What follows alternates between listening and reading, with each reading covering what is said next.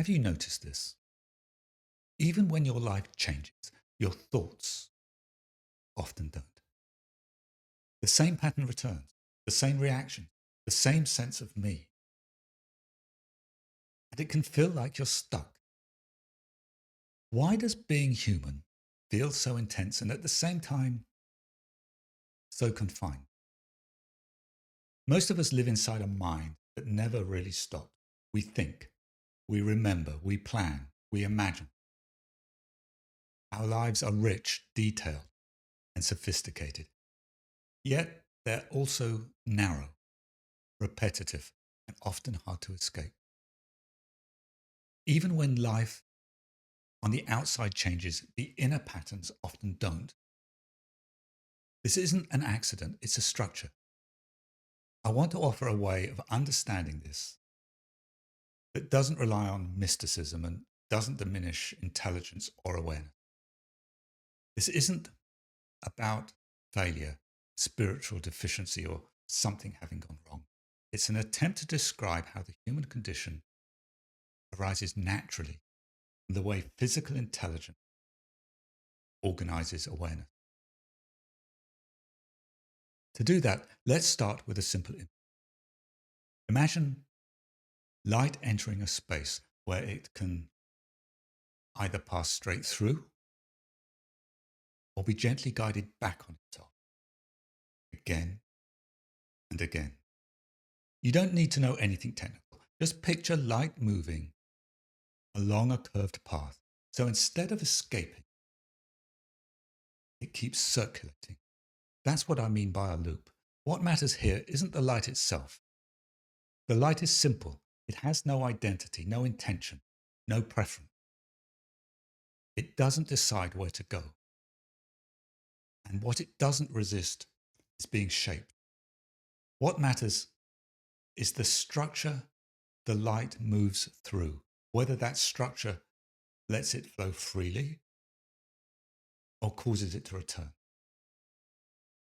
Now imagine consciousness working the same way. In very simple life forms, this kind of loop is barely present. Awareness rises, a response happens, and then it passes on. This is experience, but very little return. Nothing persists long enough to form a center. Awareness rises and dissolves without folding back on itself. In this condition, consciousness is largely uncontained. Not because something is missing, but because physical intelligence isn't yet able to make awareness return and stabilize. Experience happens, but there is no enduring sense of this is happening to me. As physical intelligence increases, something new begins to happen. Perception feeds memory. Memory feeds prediction. Prediction reshapes perception. Experience no longer just passes through, it begins to loop. This is what recursive means in simple terms. Experience can return to itself. Without return, awareness flows freely, but nothing holds. With return, awareness begins to gather. Coherence increases, and over time, a stable loop forms. When awareness keeps returning to itself, it gathers around a center. And that center is what we experience as a self. With enough return, the loop closes. When awareness circulates within a sufficiently coherent loop, a stable pattern forms. That pattern is experienced as physical consciousness, as a personal or persistent sense of me. Nothing captures awareness. Nothing mystical happens. Physical intelligence has simply become efficient enough to hold experience in continuous return. As physical intelligence continues to develop, the sense of self becomes more intense. At the same time, awareness becomes more confined. Experience grows sharper, more detailed, but also narrower. What was once open and diffuse now moves repeatedly along the same inner routes. You can feel this in your own experience. We return to the same thoughts, the same fears, the same stories about who we are. Even when life changes, the inner pattern often doesn't. This isn't because something is wrong with us. It's because the system is working extremely well. The self is doing exactly what it evolved to do: maintain continuity, stability, and control. But that same stability makes it hard to step outside the pattern it maintains. This process doesn't continue indefinitely. It works only within a narrow range. If there's too little return, awareness flows through without stabilizing. If there's too much internal complexity, coherence fragments before a unified center can hold. Between these two extremes, there's a brief window, a balance point, where awareness can both return and remain coherent. Humans exist right at the trailing edge of that window. Here, physical intelligence is just strong enough to fully localize awareness into a stable, self-maintaining pattern. The same sense of identity is rebuilt again and again. Moment after moment, the self reforms.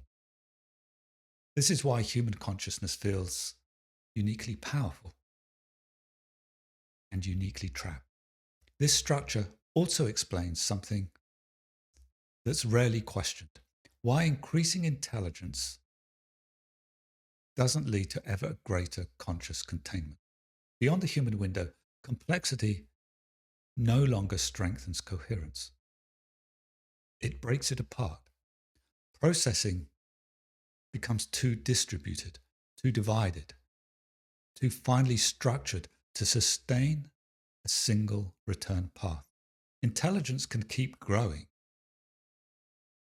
Computation can scale. Systems can become more complex, but awareness can no longer be held in a single center.